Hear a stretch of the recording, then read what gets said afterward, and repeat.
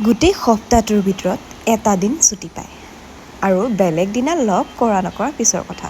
সেই দিনটোত কিন্তু লগ কৰিমেই, লাগিলে ৰাতিয়েই হওক বা দিনতেই হওক বা গধূলিয়েই হওক বা আন্ধাৰেই হওক। মই যদি চবতকৈ বেছি অভিমান কৰোঁ এইজনাৰ লগতে। মানুহৰ জীৱনত এনে এজন ব্যক্তিৰ সদায় প্ৰয়োজন, যাৰ লগত আপুনি নিসংকোচে সকলোবোৰ কথা শ্বেয়াৰ কৰিব পাৰে। কিন্তু বৰ্তমান যুগত আপুনি কাক বিশ্বাস কৰিব, নহয়নে? বেয়া মানুহ কিছুমানৰ কাৰণে ভাল মানুহকো বিশ্বাস কৰিবলৈ টান হৈছে। এই যে আমাক তলত বহি থকা দেখিছে ন, সেয়া কিন্তু এখন ৰেষ্টুৰেণ্ট হয়। আৰু এটা কথা, এইটো কিন্তু ৰেষ্টুৰেণ্ট যদিও কেবিন নহয় দেই, ভুল নুবুজিব। আজিকালি কথা কওঁতেও সাৱধানে ক'বলগীয়া হয়, কাম কৰোঁতেও সাৱধানে কৰিবলগীয়া হয়। সেয়েহে মই তেনেকৈ ক'লোঁ। কিন্তু জানেই নহয় যুগটো কি যুগ চলিছে। আপুনি যদি ভালটো কৰে, সেই ভাল কামকো কিন্তু বেয়া বুলি আখ্যা বহুতে দিয়ে। সেয়ে সাৱধানৰ দ্বাৰাই কামবোৰ কৰাটো ভাল। মই যে বৰ্তমান ফেচবুক জগতখনৰ লগত জড়িত হৈ আছোঁ, সাংঘাতিক ধৰণৰ ছাপোৰ্ট কৰে ইও। কিন্তু সদায় এটা কথা কয় যে নগ্নতাৰ পৰিচয় নিদিয়াকৈ সকলোবোৰ কাম সুন্দৰ ৰূপত কৰি যোৱা। শালীনতা বজাই ৰাখি কাম কৰিলে তাত মোৰ কোনো আপত্তি নাই। মই ভাবোঁ এই কথাখিনি কিন্তু এজন সৎপুৰুষৰ লক্ষণ। যেতিয়া মোৰ মনটো খুব বেয়া লাগি থাকে, লগে লগে তাক এটা ফোন কৰিলে কিন্তু তাৰ পিছ মুহূৰ্ততে মনটো অলপ হ'লেও পাতল লাগে। সেয়ে কওঁ মই যে মানুহৰ জীৱনত অকল প্ৰেমিক বুলিয়েই নহয়, যিকোনো এনে এজন হ'লেও ব্যক্তি থাকিব লাগে যাৰ লগত সকলোবোৰ কথা খোলাকৈ পাতিব পাৰি।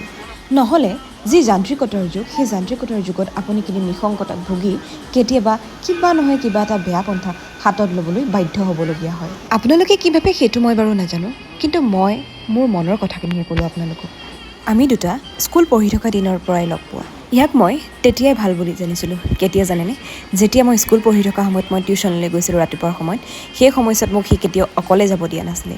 সি ইমান দূৰৰ পৰা, তাৰ ঘৰৰ পৰা মোৰ ঘৰৰ ওচৰলৈকে খোজকাঢ়ি আহে আৰু আকৌ টিউশ্যনত গৈ থৈ আহে, কিন্তু খোজকাঢ়িয়েই।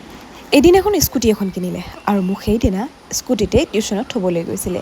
কিন্তু যি বাটেৰে আমি খোজকাঢ়ি গৈছিলোঁ, সেই বাটেৰে নহয়, অন্য এটা বাটেদি স্কুটিখন কিনাৰ কাৰণে অকণমান লৈ গৈছিলে। আৰু তাৰপাছতে সেইবুলি কিন্তু মোক টিউশ্যন ক্ষতি কৰোৱা নাছিলে, ক্ষতি কৰাম বুলিও তেওঁ কিন্তু ভবা নাছিলে। তাৰপাছতে কি হ'ল জানেনে? বাটতে দেখিলে নহয় বাঘ এটাই, সেই বাঘটোৱে কিন্তু অকণমান বদনামৰ ভাগেই কৰিছিলে।